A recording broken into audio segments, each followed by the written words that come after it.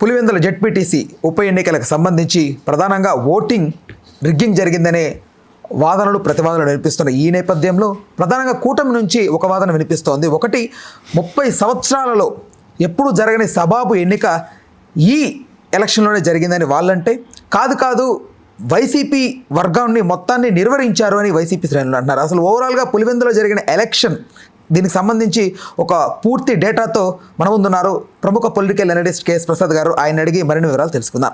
Sir నమస్తే. నమస్తే అండి. సార్, ఇంత మెజారిటీతో గెలిచింది తెలుగుదేశం అక్కడ. So for the first time 30 years ఈ ఎవాల్యూషన్లో ఇప్పుడే సబాబుగా జరిగింది అని అంటున్నారు. బట్ 15 సంవత్సరాలు చంద్రబాబు నాయుడు గారు సీఎంగా ఉన్నారు. బట్ ఆ టైంలో ఏం చేయలేకపోయారంటారా? పులివెందుల్లో సబాబుగా జరగనివ్వకుండా ఆయన నిర్వహించలేకపోయారంటారా? నక్కపుట్టు 4 ఆదివారాలు ఏందట. నేను చూసిన ప్రపంచం ఎవరు చూడలేదని ఓ మాట అన్నట్టు అన్నీ ఆయన సమక్షంలో జరిగి ఏది పడితే అది మాట్లాడేద్దాం అంటే చెల్లుబాటు ఉంటుందా అన్నది ప్రశ్నించుకోవాలి.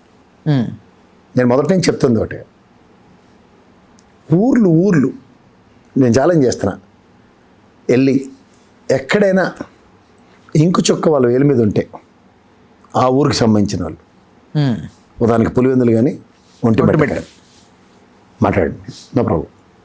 ఎలక్షన్ జరిగింది, సబాబుగా జరిగింది, సజావుగా జరిగింది, సబాబుగా జరిగింది, చెప్పండి, యాక్సెప్ట్ ఇట్.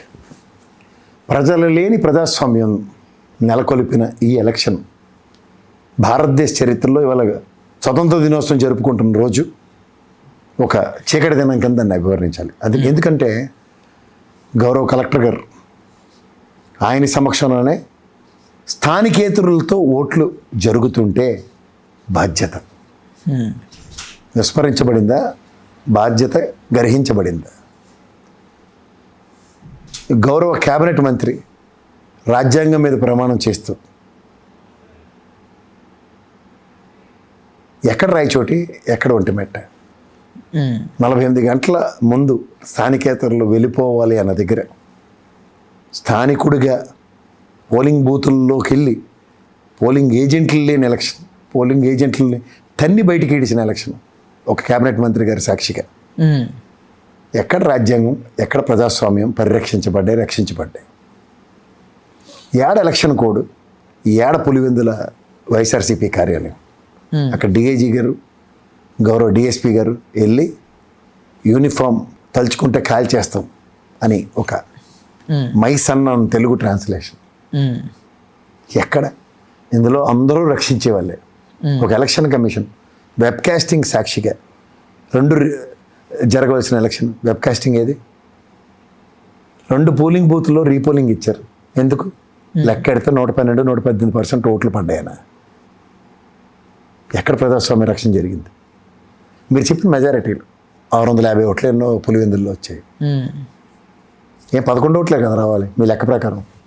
రిగ్గింగ్ కూడా పర్ఫెక్ట్గా యాజ్ పర్ డైరెక్షన్స్ చేయలేపారా? ఒంటిమిట్టలో 6000 పైచీలకు ఓట్లు వచ్చాయి అపోజిషన్కి, అంటే దగ్గర 34% వచ్చినట్టే కదా. ఎందుకు? పొద్దున 10 గంటల దాకా కొంచెం గుడిలో మెల్ల ఎలక్షన్ జరిగింది. అప్పుడు ఒంటిమిట్ట ట్రాక్ రికార్డులో తెలుగుదేశం కంచుకోట కింద చెప్తారు దాన్ని. పర్సంటేజ్ ఓట్లు చూడండి ఒకసారి. 20 సంవత్సరాల ట్రాక్ రికార్డులో 34 సంవత్సరాల తర్వాత స్వచ్ఛందంగా ఎలక్షన్స్ జరిగాయా? 1 year బిఫోర్ ఇప్పుడు 25 సంవత్సరంలో ఉన్నో, 24 సంవత్సరంలో, 22, 23లో జరిగిన ఎమ్మెల్సీ ఎలక్షన్లో కడప పులివెందుల్లో ఎమ్మెల్సీ తెలుగుదేశం గెలిచారా లేదంటే వైఎస్ఆర్సీపీ గెలిచారా?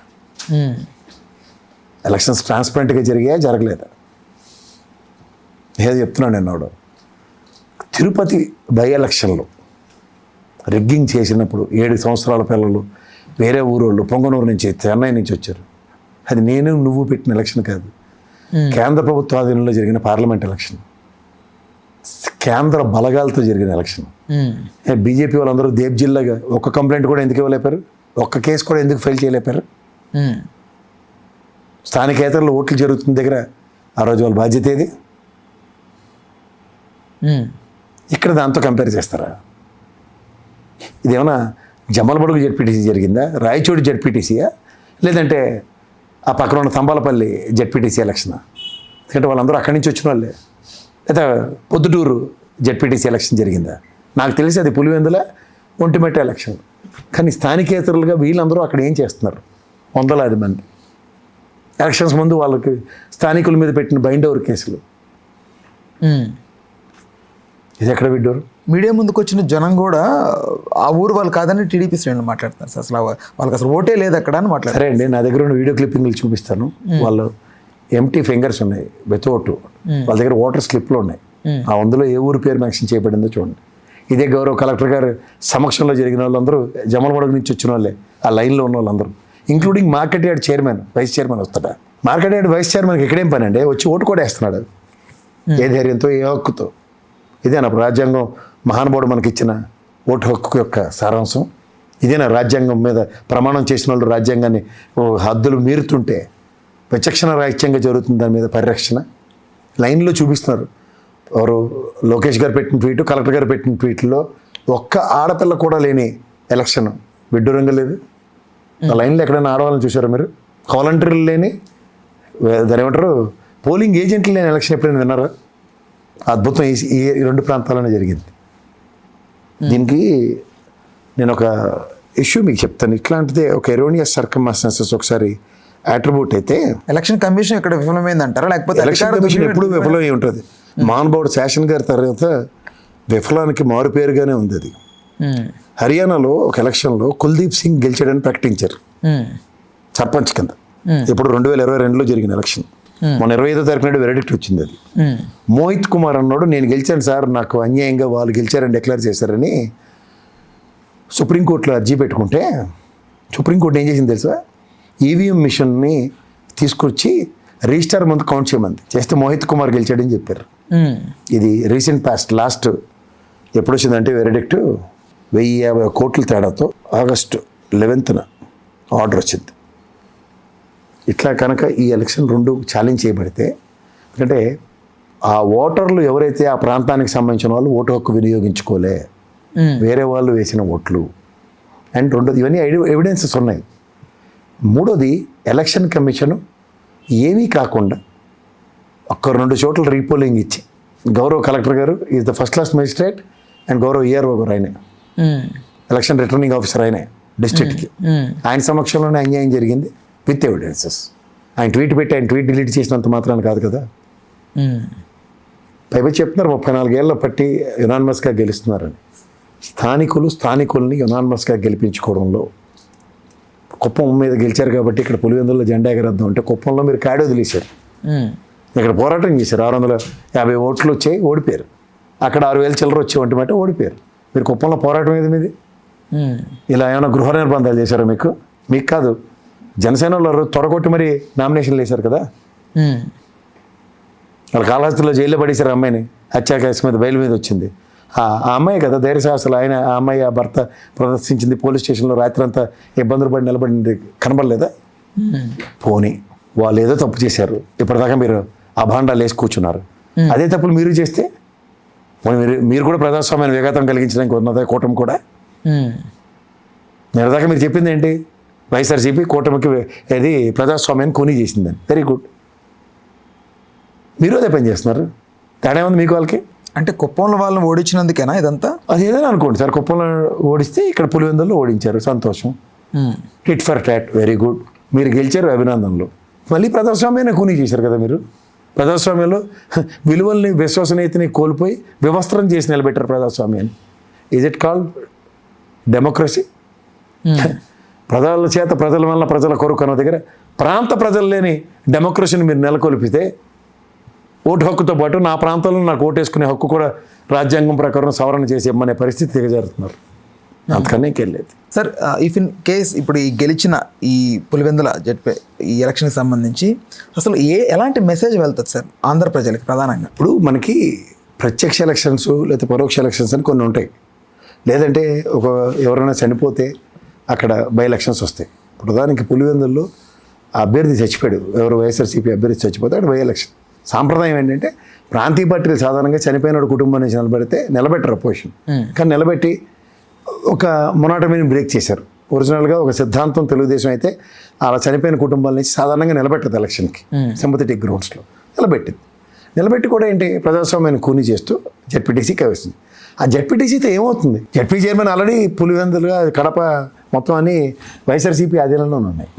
ఏం సాధిస్తారు దానివల్ల? ఒంటిమెట్ట ఒకటి. ఒంటిమెట్ట ఆల్రెడీ జెడ్పీ చైర్మన్ చేసిన జెడ్పీ సుబ్బారెడ్డినే పిలుస్తారు ఆయన్ని.